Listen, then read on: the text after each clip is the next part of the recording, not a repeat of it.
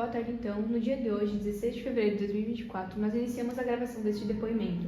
Você está ciente de que esse é um registro oficial do depoimento a ser utilizado para fim probatório no âmbito da apuração dos fatos relacionados ao ocorrido no interior do presídio de São Miguel do Oeste no dia 6 de agosto de 2023? Sim.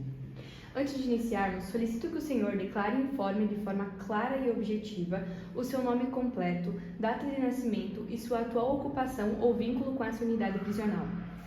Tá, eu sou Caio Amaral, nasci no 11 de setembro de 2001 e não tenho nenhum vínculo ali.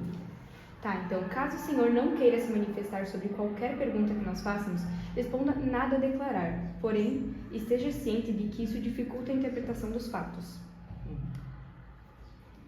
Então, o senhor presenciou ou teve conhecimento direto do episódio do ocorrido no dia 6 de agosto de 2023, envolvendo a tentativa de homicídio no corredor principal? Sim. Em caso afirmativo, descreva com precisão o que viu naquele momento. Naquele momento, eu estava conversando com os outros prisioneiros, a gente estava conversando sobre o dia e quando a gente viu, foi praticamente um susto para mim e para todos que a gente estava ali, foi uma de agressão ali praticamente. Ali foi... Tá, o senhor notou alguma mudança de comportamento de Matheus nos últimos dias que antecederam o ataque? Ele demonstrava alguma irritação, ou ele se isolava, ou ele teve alguma atitude incomum? Nenhuma, totalmente nenhuma, ele era bem calmo antes das provocações que o Rafael começou a fazer. Era uma pessoa tranquila, ele não falava alto, era uma pessoa bem organizada, dá pra se dizer. Se o senhor puder detalhar o que aconteceu no dia 13 de julho de 2023, que posteriormente gerou um relatório administrativo?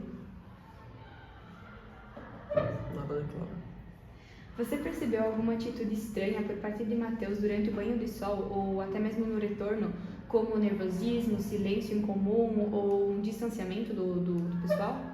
Na verdade era como sempre, era tranquilo, tipo, ele às vezes ficava isolado no canto dele, mal e mal, vinha ali comigo conversar com os prisioneiros, mas ele era bem quieto, eu não percebi nenhuma mudança. Tá. Após o ocorrido, teve alguma conversa ou reação entre os internos que pudessem indicar que o ataque já era esperado por alguns deles? Ou então o clima entre os detentos sugeria que esse desfecho estava se formando ao longo dos dias? Cara, a parte ali do Rafael, com o Matheus, ele sempre provocava, xingava a mãe dele, fazia muitas provocações sobre em cima, um pouco racista, pouco não, era bastante racista contra ele, daí era por ali, mas mais ou menos isso. Tá, o Matheus ele chegou a comentar com você, ou então na presença de outras pessoas, sobre o desentendimento anterior com o Rafael ou qualquer rancor em relação a ele? E se tu conseguir detalhar sobre... Na verdade não, ele era quieto, ele era fechado, né? Ele estava sempre, de vez em quando, sempre chorando lá no canto do colchão, então era bem difícil falar com ele.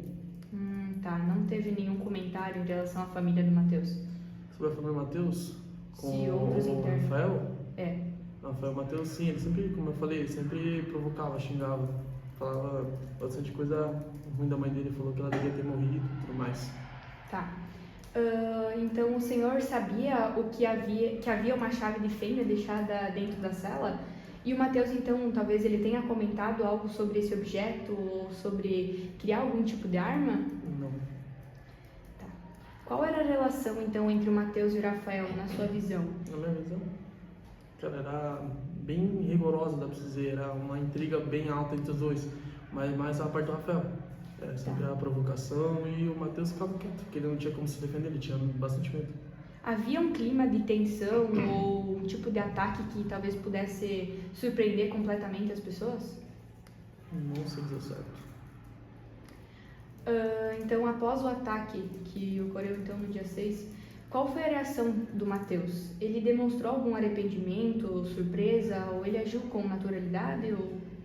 Cara, eu fui falar com ele, perguntar o que ele fez, perguntar, e ele falava, estava suando, estava gritando, falava sempre que ele ia acabar comigo, ele ia me matar, e estava com bastante medo. Dá pra ver que esse ato que aconteceu foi com bastante medo, e não com raiva, nenhum tipo de raiva, foi medo mesmo. Tá, o senhor não tem mais nada a declarar sobre os fatos e antecedentes a ele? Nada.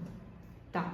Então a gente encerra assim o presente registro do depoimento colhido de forma livre e consciente perante a autoridade competente. Para fins de instrução processual e apuração dos fatos aqui tratados, ressaltamos que todas as informações prestadas permanecerão arquivadas conforme os protocolos legais e que o conteúdo poderá ser utilizado como elemento probatório sempre que necessário. Agradecemos pela colaboração prestada e damos por concluída essa outiva.